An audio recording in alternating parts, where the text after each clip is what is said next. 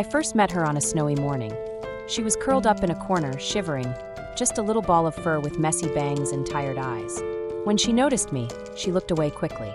Her fur was tangled and dirty, yet despite her condition, she was incredibly gentle and friendly.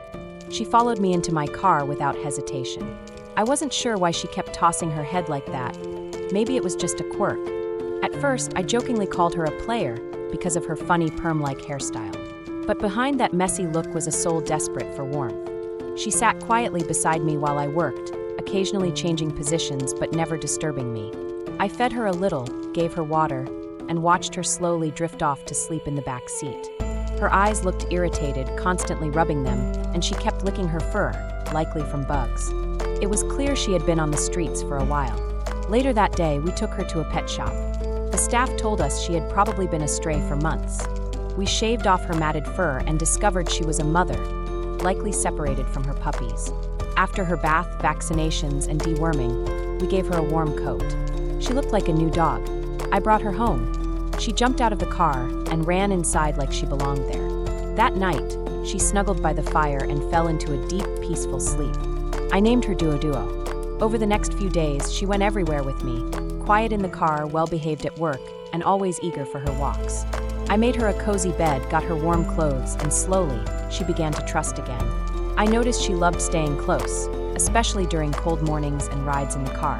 One day, while out walking, we met two dogs. Duo Duo was calm, curious, and gentle.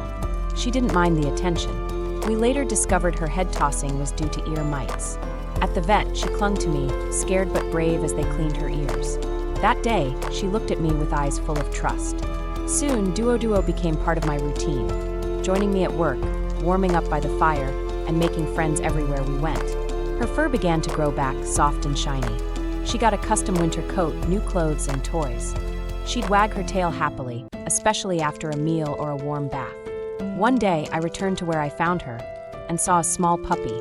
I wasn't sure if she was Duodwa's, but they got along beautifully. Now Duo Duo had a friend, and the two became inseparable. As weeks passed, Duo Duo blossomed. She was playful but never aggressive, pretending to be fierce, but always gentle. She loved people, especially children, and soon became our little bodyguard.